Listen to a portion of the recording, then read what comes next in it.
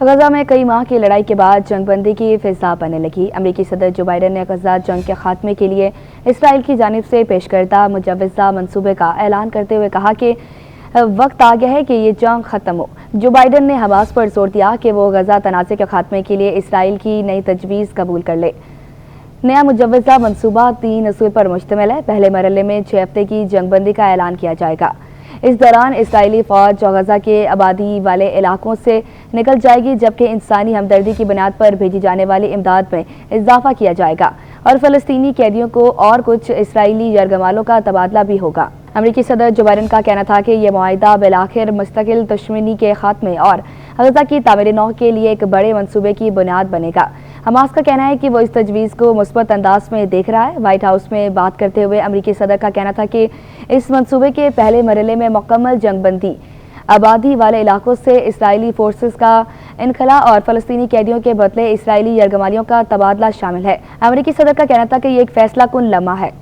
Hamas کہتا ہے کہ وہ جنگ بندی چاہتا ہے۔ یہ معاہدہ ان کے لیے ثابت کرنے کا موقع ہے کہ وہ حقیقتاً یہی چاہتے ہیں۔ جو بائیڈن کا کہنا تھا کہ اس جنگ بندی کے نتیجے میں محصور علاقوں تک پہنچنے والے امداد میں اضافہ ممکن ہوگا اور روزانہ کی بنیاد پر 600 امدادی ٹرک غزہ میں داخل ہو پائیں گے۔ مجوزہ منصوبے کے دوسرے مرحلے میں فوجیوں سمیت تمام اسرائیلی یرغمالیوں کو چھوڑا جائے گا۔ ان کا کہنا ہے کہ اس کے بعد یہ جنگ بندی مستقل طور پر دشمنی کے خاتمے کی بنیاد بنے گی۔ برطانوی وزیر خارجہ ڈیوڈ کیمرون ان افراد میں شامل ہیں جنہوں نے حماس کو یہ تجویز مانگنے کا مشورہ دیا ہے۔ انہوں نے ایکس پر لکھا ہے کہ حماس کو اس معاہدے کو قبول کرنا چاہیے تاکہ ہم لڑائی کو روک سکیں۔ ڈیوڈ کیمرون کا مزید کہنا تھا کہ ہم بہت عرصے سے یہ کہتے آئے ہیں کہ اگر ہم سب صحیح اقدام اٹھانے کے لیے تیار ہوں تو اس تنازع کو مستقل امن میں تبدیل کیا جا سکتا ہے۔ آئیے اس موقع سے فائدہ اٹھائیں اور اس تنازع کو ختم کریں۔ اقوام متحدہ کے سیکریٹری جنرل انتونیو گوتریس نے بھی اس پیش رفت کا خیر مقدم کیا ہے۔ ایکس پر جاری اپنے بیان میں ان کا کہنا تھا کہ دنیا غزہ میں بہت زیادہ مصائب اور تباہی دیکھ چکی ہے۔ اب وقت آ گیا ہے کہ یہ ختم ہو۔ اس منصوبے میں بہت سی ایسی تفصیلات بھی شامل ہیں جو اس سے پہلے ناکام ہو جانے والے مذاکرات میں بھی شامل تھی۔ تاہم لگتا ایسا ہے کہ امریکہ کی جانب سے مستقل جنگ بندی کے مطالبے کا مقصد حماس کو ان شرائط پر مذاکرات کی طرف واپس لانا ہے جن پر وہ پہلے ہی رضامندی ظاہر کر چکا ہے۔ مستقل جنگ بندی حماس کے دیرینہ مطالبات میں سے ایک ہے۔ تجویز کے تیسرے مرحلے میں کسی بھی مقتول اسرائیلی یرغمالی کی باقیات کی واپسی کے ساتھ ساتھ غزہ میں گھروں، اسکولوں اور اسپتالوں کی تعمیر نو کا ایک بڑا منصوبہ شامل ہے۔ اپنے بیان میں صدر جو بائیڈن نے تسلیم کیا ہے کہ اسرائیلی حکومت میں موجود کچھ حکام سمیت کچھ اسرائیلی ممکنہ طور پر اس مجوزہ معاہدے کے خلاف ہوں گے۔ جو بائیڈن نے کہا ہے کہ انہوں نے اسرائیلی رہنماؤں کو اس معاہدے کی تائید کرنے کا کہا، چاہے انہیں کسی بھی قسم کے سیاسی دباؤ کا سامنا کیوں نہ کرنا پڑے۔ امریکی صدر نے اسرائیلی عوام سے براہ راست مخاطب ہوتے ہوئے کہا کہ ہم یہ لمحہ نہیں کھو سکتے۔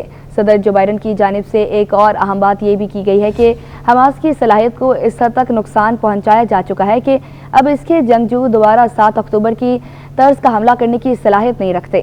یہ ممکنہ طور پر اسرائیل کے لیے پیغام ہے کہ واشنگٹن کے مطابق یہ جنگ اب ختم ہو چکی ہے۔ صدر جو بائیڈن کی اس تقریر کے بعد اسرائیلی وزیر اعظم بنیامین نیتن یاہو نے ایک بار پھر زور دیا ہے کہ یہ جنگ تب تک ختم نہیں ہوگی جب تک اس کے مقاصد پورے نہیں ہوتے، جن میں تمام یرغمالیوں کی واپسی اور حماس کی عسکری اور گورننگ صلاحیت کا خاتمہ شامل ہے۔ انہوں نے کہا ہے کہ یہ تازہ ترین منصوبہ اسرائیل کو ان اصولوں پر قائم رہنے میں مدد کرے گا۔ دوسری جانب حماس کا کہنا ہے کہ وہ اس مجوزہ معاہدے کو مثبت انداز میں دیکھتا ہے کیونکہ اس میں مستقل جنگ بندی، اسرائیلی فوجیوں کے غزہ میں انخلا، تعمیر نو اور قیدیوں کے تبادلے کی بات کی گئی ہے۔ حماس کا مزید کہنا تھا کہ وہ کسی بھی ایسے معاہدے پر مثبت اور تعمیری انداز میں رد عمل دیں گے جس میں مستقل جنگ بندی کی بات کی جائے، بشرطیکہ اسرائیل اس کا اعلان واضح الفاظ میں کرے۔ یہ مجوزہ منصوبہ حماس کو قطر میں موجود مذاکراتی ٹیم کی جانب سے بھیجا گیا ہے۔